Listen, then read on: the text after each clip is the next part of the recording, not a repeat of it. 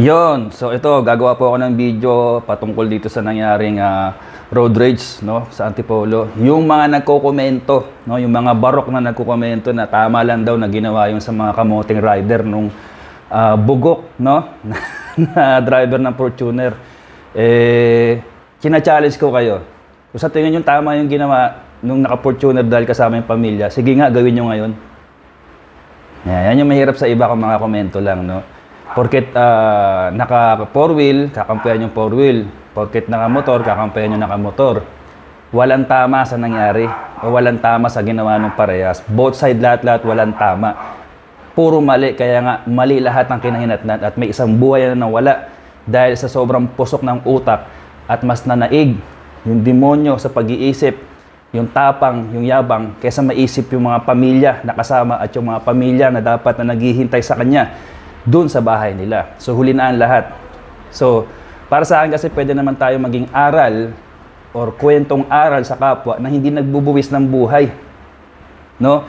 So, nagbigay lang ako ng komento kasi nga, kung ikaw, padre de pamilya ka, at talagang praktisado ka, no? Praktisado ka na paglabas mo ng bahay dahil alam mo ang pamilyado ka, na hindi ka dapat mapaaway o palaban or dapat mahaba ang pasensya mo, hindi ka darating sa pagkakataon na ganun. At magkaiba yung sinasabi ng sikat na vlogger, no, na pag hindi mo ra kayang walang balls na lalaki, ang tawag ano ba to? Wala daw balls ang lalaki na hindi kaya ipagtanggol yung mag-iina or hindi kayang pumalag habang ginagano sa harap ng mag-iina. In the first place, ang naglagay sa alanganin ng mag-iina niya, yung kumag nga na driver ng Fortuner. So magkaiba yung senaryo na kinanti yung mag-iina mo tapos wala kang gagawin. Sobrang laking pagkakaiba nun. Kaya hindi mo pwedeng sabihin na tama lang yung ginawa nun. No? Nabinembing yung dalawang kamote kasi nga pinagtutulungan. Nga? Doon pa lang sa alam mong election gun ban ngayon, ginala mo yung armas mo at hindi pa rin kumpleto yung papel. Ibig sabihin may problema ka na sa utak par matigas ang ulo mo, matigas ang mukha mo. Ngayon, hindi ko nakikita ang self-defense yun. Wala pong self-defense doon. No? Kahit i-reviewin niya ngayon, ang dami ng abogadong vlogger, ang dami na rin pulis na vlogger na pwede ipaliwanag yan. Ang self-defense, papakasok lang kung talagang yung kalaban mo is may armas or talagang patalim na talagang inuundayan ka na, that's the time na pwede mong hugutin. Okay, siguro medyo magkakaroon pa ng usapin doon kung okay lang ba self-defense yun. Kasi alam mo nga gun ban ba't mo dinala? Diba? Ngayon, pwede pang pumasok na self-defense kung naagaw nung matanda, nung maliit, yung baril at yun ang binalik do sa may kumag na may baril. Yun ang pwede matawag na self-defense kung naagaw niya. At yun na naiputok niya mismo sa may-ari ng baril. Yun ang pwedeng matawag na self-defense pero hindi nangyari.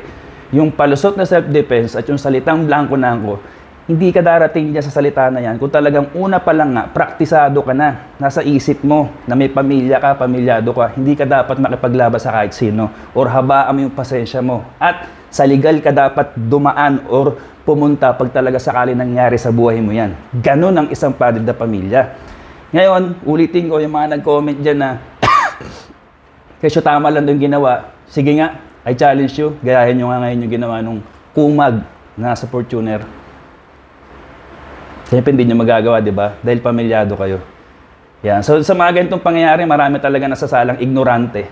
Marami nasasala na ang tatapang, sa totoo lang, no? Isa pa yan.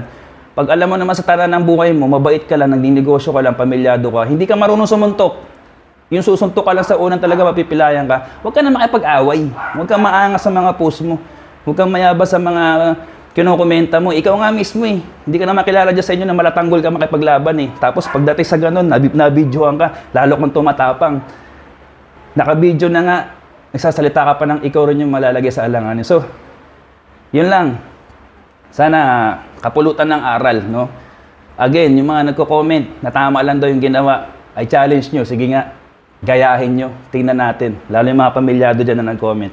Kung saan kayo pupulutin, pag ginawa nyo rin yan. Go!